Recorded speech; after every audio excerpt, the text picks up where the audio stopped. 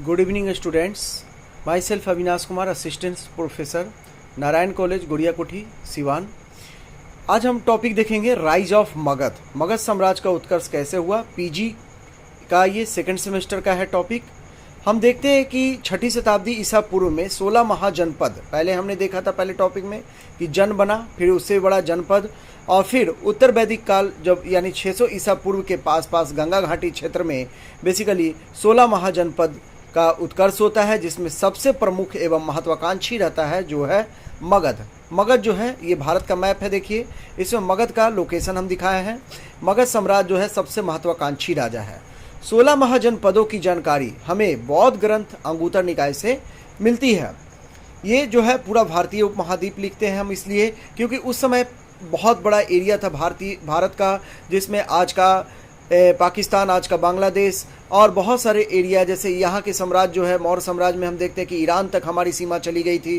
तो इसलिए इसको इतना बड़ा था, इसलिए इसको इंडियन सब कॉन्टिनेंट यानी भारतीय उपमहाद्वीप की संज्ञा दी गई है। यहाँ पे हम इसी मैप को थोड़ा सा विस्तार करके बिहार का मैप यहाँ पे लोकेट किए हैं, और ये आज का झारखंड है। तो झारखंड के इलाका में ये छोटा नागपुर का पठार है, और ये आपका दक्षिण बिहार हो गया। ये गंगा नदी घाटी हो गई, ये गंगा नदी हो गई जो बिहार को 2 भागों में बांटती है। गंगा नदी के किनारे ये पटना है, ये राजगिरी है और ये गया है। ये छोटा नागपुर का पठार है। ये लौह अयस्क का बहुत बड़ा भंडार है, और ये मगध साम्राज्य के लिए बहुत बड़ा आगे बढ़ने में उसकी भूमिका निभाता है। उत्कर्ष के कारण क्या थे? मगध महत्वाकांक्षी राजा। सबसे पहले तो आप चाहे साम्राज्य आपके पास संसाधन कैसा भी हो, लेकिन राजा अगर महत्वाकांक्षी है तो वो कुछ भी कर लेगा। जैसे महत्वाकांक्षी राजा जैसे बिंबिसार, अजातशत्रु, ये काफ़ी महत्वाकांक्षी थे और इनकी नीति जो थी वो विस्तारवादी नीति थी। लोहे के समृद्ध भंडार की भौगोलिक निकटता तीसरा कारण है। देखिए ये मगध साम्राज्य का इलाका है पूरा, और ये देखिए लोहे का ये पूरा इलाका आता है। तो छोटा नागपुर का पठार आज भी जो हम देखते हैं कि झारखंड में लोहे के अयस्क यहाँ काफ़ी मिलते हैं। तो लोहे के अयस्क के भंडार से इनको आगे क्या क्या फ़ायदा हुआ कि हम पहले टॉपिक में देख चुके हैं कि लोहे के भंडार के कारण कृषि के क्षेत्र में जो कृषि के क्षेत्र में खेत को कोड़ना या कृषि उपकरण बनाने में बहुत उपयोगी साबित हुआ। और इसके साथ साथ हम देखते हैं कि आप लोहे से ही जंगलों को काट सकते थे, क्योंकि उस समय बहुत सारे जंगल थे। तो जंगलों को काटेंगे तभी उस पर खेती करेंगे, यानी जंगलों को काट करके खेती का विस्तार किया गया। और उस खेती से हम देखेंगे कि ज़्यादा से ज़्यादा अनाज का उत्पादन हुआ, जिससे अधिशेष उत्पादन हुआ, और उस अधिशेष उत्पादन से राजा को अधिक कर मिला, और उस पैसे से राजा ने अपने विस्तारवादी नीति को बढ़ावा दिया। इस प्रकार देखिए लोहे का कितना इम्पोर्टेंस है। फिर हम देखते हैं यहाँ पे कि लोहे के समृद्ध भंडार और साथ साथ लोहे के हथियार बनते थे, बहुत सारे युद्ध में इस्तेमाल होते थे, तो वो भी एक बहुत बड़ा फ़ायदा था।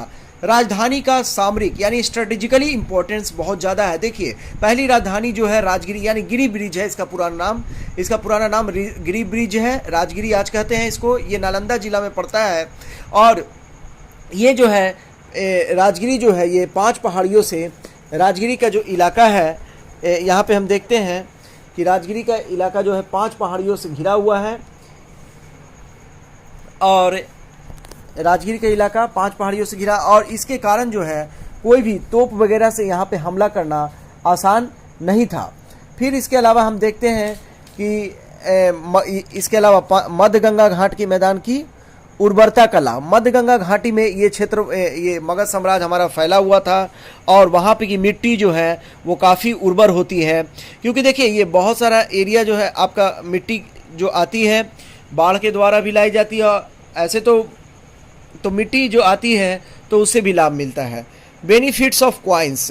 उस समय 6ठी शताब्दी ईसा पूर्व में जो द्वितीय नगरीकरण की शुरुआत होती है, उससे बहुत सारे क्वाइंस का जो प्रचलन हुआ, उसका फ़ायदा मगध साम्राज्य ने उठाया। फिर उसके बाद जो सिटीज बने, नगर बने, उसका भी फ़ायदा मगध साम्राज्य को मिला।